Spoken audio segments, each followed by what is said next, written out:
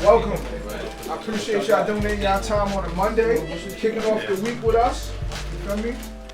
To all the other artists and more creatives that pulled up, we'd like to welcome y'all on behalf of SRLDaily, myself, Fuge, Blak, Junior Music Studios, as well as the entire team and staff of Libya Rap. I'd like to welcome y'all to the first edition of New Drops with your boy DooDooboyFuge, hosting, holding it down, powered by the game. Round of applause for that. We often are climbing this uphill battle of just trying to get in the game.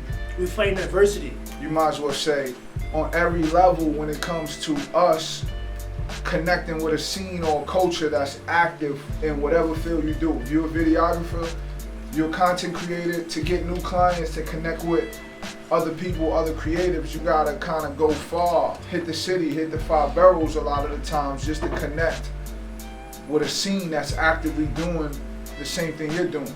So with this event, it's our first introduction of connecting the scene. So I had a big homie of mine, from my neck of the woods, Westchester, that I was blessed to be able to connect with, and I felt like the gems that he often shared with me, or I see him share, and just his existence and being an active figure in this entertainment business, and he happened to be from 914.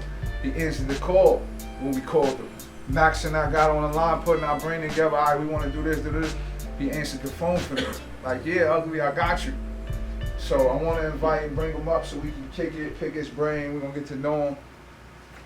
And we're going to give him a warm round of applause and welcome to DJ Bedtyme from Westchester. Many know him as REMY Ma DJ, but he's an active frontliner putting on for 914.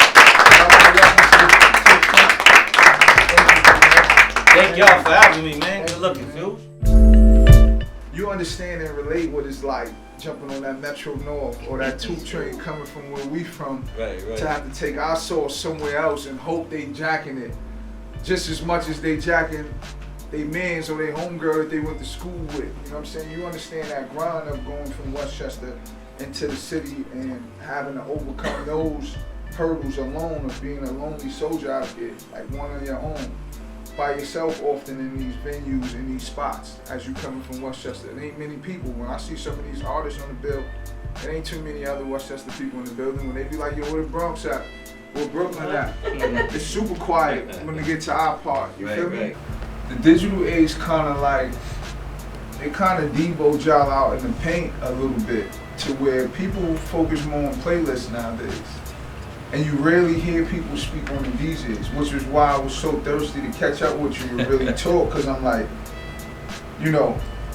I feel differently, but I'm like, imagine how a DJ feels like now, where for many artists, they'll be in a room with a DJ and won't even connect with a DJ and get their contacts, not realizing that DJ is gonna play at a baby shower, at a barbecue, at a block party, that none of them people is gonna play a playlist joint simply because there's so many people, they ain't even gonna want to risk it, but a DJ gonna play it. There's still a sense of relevance for the DJ. You mentioned the baby showers, the barbecues, but now more so it's like a pyramid system. There's still those DJs who sit at the top of the pyramid who hold very powerful positions, whether it be radio, whether it be on the club scene, or even in the record labels. There's still individuals in these record labels making these decisions. The program directors for the radio stations sort of play as a DJ themselves. They may not be the carrying the records or playing with the CDJs, that type of DJ, but they serve as the individuals picking the music to be played. So we still have a sense of relevance. It's just what level of relevance do you serve as a DJ? And if you're willing to accept that role, you would understand that, okay, I still have a place here. I'm going to use me as an example. I'm Remy's DJ. I've been Remy's DJ for quite some time. You don't see or hear me in the clubs. I stepped away from that years ago, but I still hold a sense of relevance when you step into certain buildings or certain places. People readily identify me for whatever reasons, but that's a different tier that I'm on. as opposed to another DJ that happens to be very popular on the radio. I'm willing to accept that, you know. I hold a different space in unsigned indie artists, like some of you that may be in here, and the way Fuge and I relationship popped off. Yeah. He was an artist at one point in time. I'm sure he still is, but he just shined away from it now. He's on another hustle. But it started at that. I built my relationships with the people who are actually out there grinding and putting in the footwork that I had to put in, but they can't get their music out to the masses like they want to. So my brother and I started releasing mixtapes. It was popularized within our neighborhoods, and then it grew legs and stepped out to the 5 boroughs and then to the other states. So then we started forming these connections and these bonds with different artists who we've never met. But we were showing them love. It expanded to us doing radio and internet radio and things like that. But that's how it grew, and the popularity grew with it. You know, so it's just about the tier or the level that you're on as a DJ. But the relevance is still there. Don't let anyone make you guys believe that because of the presence of social media, you don't need the DJ anymore. How many of you guys in here are artists? By a show of hands. Who plays your music when you go perform? Who are you? DJ. I know who you are, but tell me who you are. Mona Leah. What do you do, Mona Leah? I DJ and produce. More importantly, that's what I was trying to get you to say. You still need the DJ to play the music. I agree. They don't necessarily have to have the DJ title, but whomever you give that music to play your music when you go up there, it could be the goddamn janitor. They have to press play. Quick story, real funny. The way I became Remy's DJ, you asked how did it happen. I was DJing an event that her management and my management put together. This is when Smack DVD was shaking crazy before URL. The benefit of me DJing this event, Remy was gonna host the mixtape for me. At the time her album was slated to come out, it was crazy. Lean Back was all over the place. Annie Up was shaking. I'm like, this is what's up. It's time for Remy to perform. Remy performed, Pap and J Mills performed. Remy's manager came up to the DJ booth with a CD.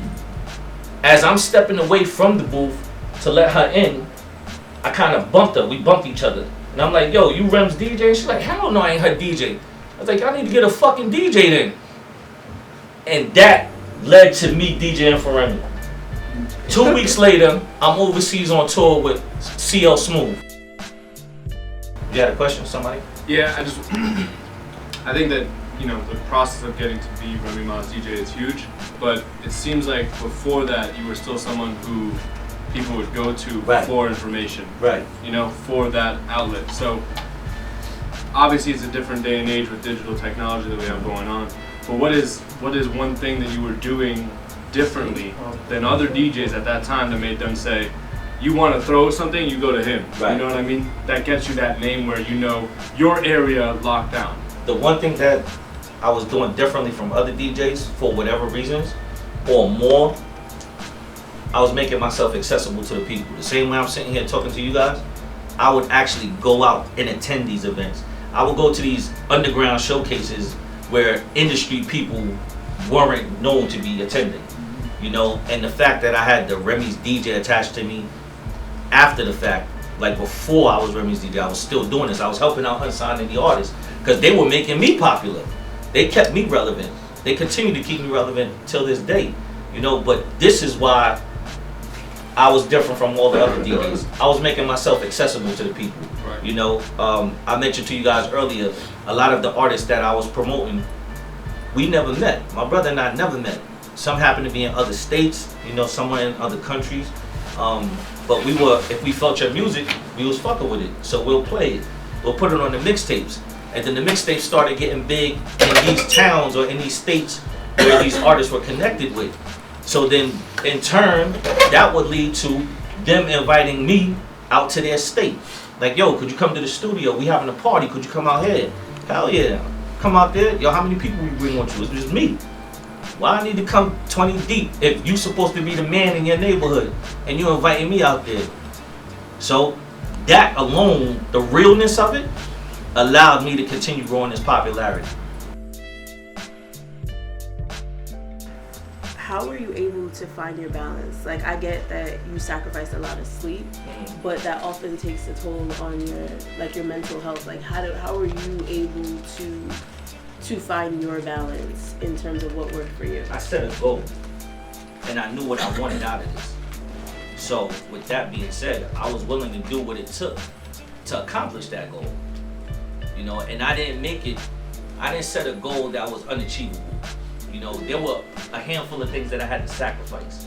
And if I was okay with sacrificing those things, then it was cool. You know, I didn't necessarily always need to sleep 8 hours. I was good with a power nap. You know what I'm saying? REM's management used to always make jokes about it. And they like, yo, Bedtyme never sleep. But he'll be knocked out on that flight home. That's all I needed. I got the couple hours of sleep on the flight back. Or when the drivers bring me back, if we close enough, like Virginia or Pennsylvania, and they drive me back, I would sleep then. But I was willing to make the sacrifices for what I wanted. I seen the end game. So I believed in the artist, more particularly what Remy was doing. So I was willing to sacrifice some of my minimal things that most people look forward to, like going out and dating and going to great adventures and shit like that on your downtime. There was really no downtime for quite some time because we were doing 3 or 4 shows in different states per night. So we was state hopping a lot. And then I would come back and go to work. So 6 days a week, that was pretty much my schedule for a long time.